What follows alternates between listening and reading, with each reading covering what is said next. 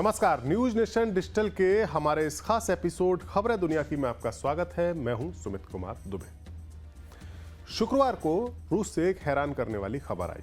यह खबर थी रूस में पुतिन के विरोधी लीडर अलेक्सी नावल्नी की मौत की खबर। नावल्नी जेल में बंद थे और रूस की ओर से जारी बयान के मुताबिक शुक्रवार को आर्कटिक सर्कल की जेल में बेहोश होकर गिर गए थे।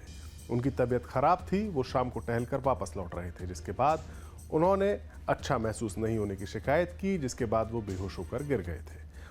उन्हें तुरंत मेडिकल टीम की सुविधा मुहैया कराई गई, एम्बुलेंस को बुलाया गया। हालांकि डॉक्टरों ने वहां पहुंचने के बाद नावल्नी को मृत घोषित कर दिया। नावल्नी की मौत एक बड़ा घटनाक्रम है। यह बयान रूस की तरफ से आया था, क्योंकि नावल्नी ही दुनिया के वो इकलौते शख्स हैं जिनसे पुतिन सबसे ज्यादा खौफ खाते थे। इतना खौफ कि शायद ही कभी सार्वजनिक तौर पर पुतिन ने नावल्नी का नाम लिया हो। अपने इस वीडियो में हम आपको बताएंगे कि नावल्नी में आखिरकार ऐसा क्या था जो पुतिन को परेशान करता था, और उनकी मौत से अब रूस की राजनीति के साथ साथ दुनिया की राजनीति पर भी कितना बड़ा असर पड़ेगा। दरअसल साल 2000 में जब रूस की सत्ता पर व्लादिमीर पुतिन काबिज हुए, तो तब से लेकर अब तक वो कई दुश्मनों का सामना कर चुके हैं। अमेरिका की अगुवाई वाला देशों का गुट या नेटो जिसे कहते हैं, वो हमेशा से ही पुतिन के खिलाफ रहा है, और रूस में पुतिन को कमजोर करने की कई बार कोशिश भी की गई है। लेकिन पुतिन को कभी भी अमेरिका से इतना खतरा महसूस नहीं हुआ जितना उन्हें नावल्नी से था।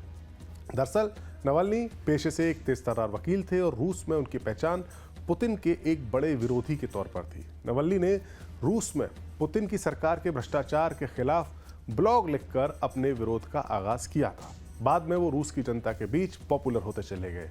उन्होंने रेडियो शो और सोशल मीडिया के जरिए पुतिन के शासन के खिलाफ अपने तर्कों को आम रूसी लोगों तक पहुंचाया था। साल 2011 में पुतिन के खिलाफ रूस में सबसे बड़ा प्रदर्शन हुआ था और उसके नायक भी नावल्नी ही थे। साल 2013 में उन्होंने मॉस्को के मेयर के पद का चुनाव भी लड़ा था और 27% वोट्स भी हासिल किए थे, हालांकि वो जीत नहीं सके। नावल्नी साल 2018 का राष्ट्रपति पद का चुनाव लड़ना चाहते थे, लेकिन उससे पहले ही उन पर भ्रष्टाचार और मनी लॉन्ड्रिंग जैसे कई मुकदमे दर्ज हुए और वो चुनाव लड़ने के लिए अयोग्य घोषित कर दिए गए। उनके दफ्तर, घर और उनके साथियों, उनके टीम मेंबर्स के ठिकानों पर जोरदार छापेमारी भी हुई। रूस में नावल्नी को जिस तरह की पॉपुलैरिटी मिल रही थी, उसके हिसाब से माना जा रहा था कि पुतिन को उनके घर यानी रूस में सबसे बड़ी चुनौती मिल सकती है, और वो चुनौती देने वाले नावल्नी ही हो सकते हैं। इसी बीच नावल्नी पर 2 बार जानलेवा हमले भी हुए।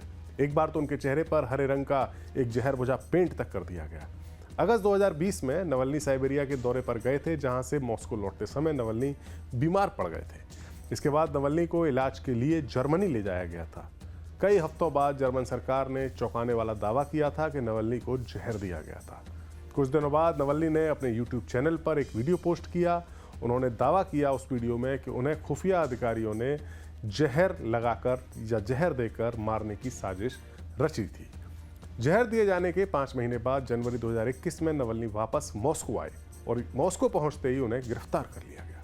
नावल्नी को 2023 में 19 साल की कैद की सजा भी सुनाई गई।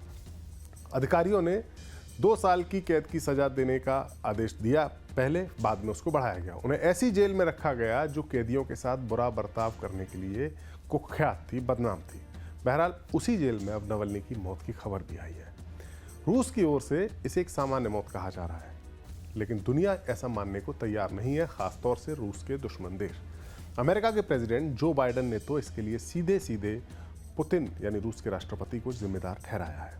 दरअसल 15 फरवरी को मरने से एक दिन पहले नावल्नी को आखिरी बार सार्वजनिक तौर पर देखा गया था। उस दिन वो एक अदालत में सुनवाई के दौरान वीडियो लिंक के जरिए जेल में ही थे और वीडियो लिंक के जरिए सुनवाई में शामिल थे और काले कपड़े पहने हुए दिखाई दे रहे थे।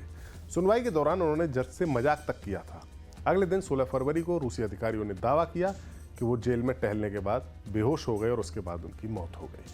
नावल्नी की मौत की टाइमिंग भी काफ़ी अहम है। दरअसल रूस में अगले महीने राष्ट्रपति पद के चुनाव होने हैं। पुतिन एक बार फिर से ये चुनाव लड़ रहे हैं और इस बात में कोई शक शुबहा फिलहाल तो नजर नहीं आता कि वो अगले 6 साल के लिए दोबारा राष्ट्रपति चुने जाएंगे, क्योंकि रूस में चुनावों की निष्पक्षता हमेशा से ही सवालों के घेरे में रही है। ऐसे में नावल्नी की मौत उन लोगों के लिए बहुत बड़ा झटका है जो रूस में पुतिन को सत्ता से बाहर करना चाहते हैं। पुतिन पिछले 2 साल से जारी यूक्रेन युद्ध में फंसे हुए हैं। अमेरिका जैसे देशों की मदद से यूक्रेन ने रूस की ताकतवर फौज को बड़ा नुकसान पहुंचाया है, यही नहीं, पश्चिमी देशों की लगाई गई आर्थिक पाबंदियों ने रूस की इकोनॉमी को भी कमजोर किया है। रूस के नागरिक परेशान हैं, ऐसी रिपोर्ट्स हैं। लिहाजा ये संभव है कि रूस में पुतिन की पॉपुलैरिटी को भी झटका लगे। लेकिन उससे पहले ही नवल्नी की मौत की खबर ने पूरी दुनिया को चौंका दिया है। हमारा ये वीडियो आपको कैसा लगा, अपनी राय हमें कमेंट बॉक्स में जाकर जरूर दें। नमस्कार।